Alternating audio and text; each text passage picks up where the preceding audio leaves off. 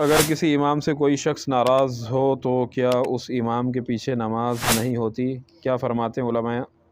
اس مسئلے کے بارے میں؟ یہ سوال آتے ہیں واٹس ایپ پر، یہ کسی نے سوال کیا ہے۔ دیکھیں یہ بات اکثر رہتی ہے نا کہ بھئی کسی امام سے اگر ناراضگی ہو تو اس کے پیچھے کیا نماز نہیں ہوتی ہے،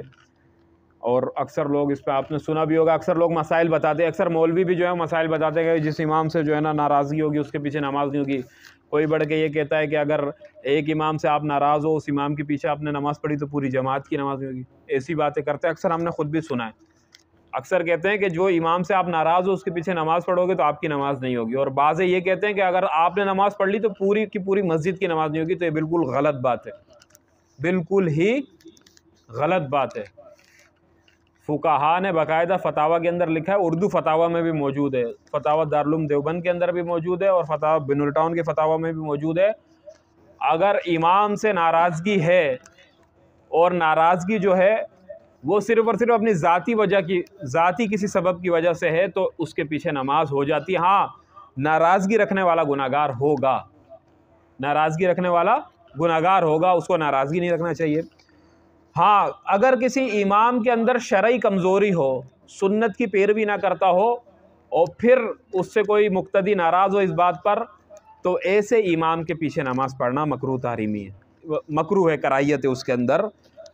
اگر اس کے اندر سنت یا دین کی کوئی کمی ہو، وہ دین کی مخالفت کرتا ہو، جیسے حدیث اکثر جاہل لوگ اس کو لیتے ہیں کہ یار حدیث میں آتا ہے کہ اگر کوئی شخص کسی قوم کو نماز پڑھاتا ہے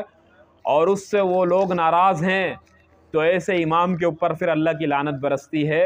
تو دیکھیں اس حدیث کے اندر شراح نے یہ کہا ہے کہ اس سے مراد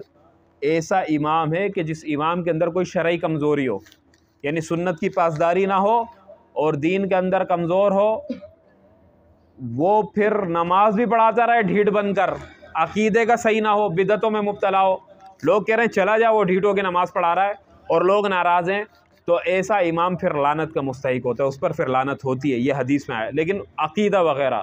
لیکن ایک امام ہے اس کا عقیدہ وقیدہ سب کچھ صحیح ہے، لیکن ایسی کسی ذاتی بات پر کوئی ناراض ہے اس سے، تو ناراض ہونے والے کی بھی نماز ہو جائے گی، امام کی بھی نماز ہو جائے گی، سب کی نماز ہو جائے گی۔ اس مسئلے کے اندر کوئی شدت کرنے کی ضرورت نہیں ہے۔ دیکھیں یہاں تلک حدیث شریف کے اندر تو اتنا آتا ہے، بخاری کی روایت ہے، حضرت عثمان غنی رضی اللہ تعالیٰ عنہ کا جب محاصرہ ہوا،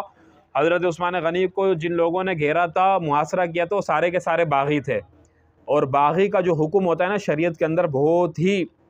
یعنی ایسا حکم ہے کہ اگر باغی کو حکومت پکڑے اور پکڑنے کے بعد اس کو قتل کرے، قتل کرنے کے بعد اس کو چوراہے پر لٹکائے اور اس کے پیٹ کو چیر دے اور اتڑیوں کو باہر نکال دے، اور 3 دن تلک اس کو ادھر ہی لٹکائے رکھے تاکہ آنے جانے والے دیکھیں کہ یہ باغی تھا، اس نے اسلامی حکومت کے خلاف بغاوت کی تھی۔ یعنی باغی کا اتنا خطرناک حکم ہے، لیکن اس کے باوجود انہوں نے مسجد نبوی کو گھیر لیا۔ تو ایک صحابی آئے یا تابعی تھے، انہوں نے حضرت عثمان سے فرمایا کہ اے امیر المومنین، آپ کا جن لوگوں نے محاصرہ کیا، آپ کو مارنے چاہتے ہیں، آپ کے قتل کے در پہ ہیں، انہی لوگوں نے تو مسجد پر بھی قبضہ کیا اور مسجد میں نمازیں بھی پڑھاتے ہیں، تو کیا ہم ان کے پیچھے نماز پڑھیں؟ حضرت عثمان غنی رضی اللہ تعالیٰ عنہ نے فرمایا کہ دیکھو جتنے اعمال انسان کرتا ہے نا، اس میں سب سے بہتر عمل نماز ہے، تو جب وہ کوئی بہتر کام کرتے ہیں تو ان کے ساتھ جڑ جاؤ، اور جب وہ کوئی برا کام کرنے لگے تو ان سے ہٹ جاؤ۔ یہاں تلک فرمایا کہ ان باغیوں کے پیچھے بھی نماز پڑھ لو، آپ کوئی پرواہ نہیں ہے، نماز ہو جائے گی۔ اس سے بڑی کوئی ناراضگی ہو سکتی ہے کہ یار وہ وقت کے امام کو مارنے کے لیے آئے، قتل کرنے، امام یعنی خلیفہ کو قتل کرنے آئے مسلمانوں کے ایک، اور پھر بھی حضرت عثمان غنی فرما رہے ہیں کہ نماز پڑھ لو، کچھ بھی نہیں ہوتا۔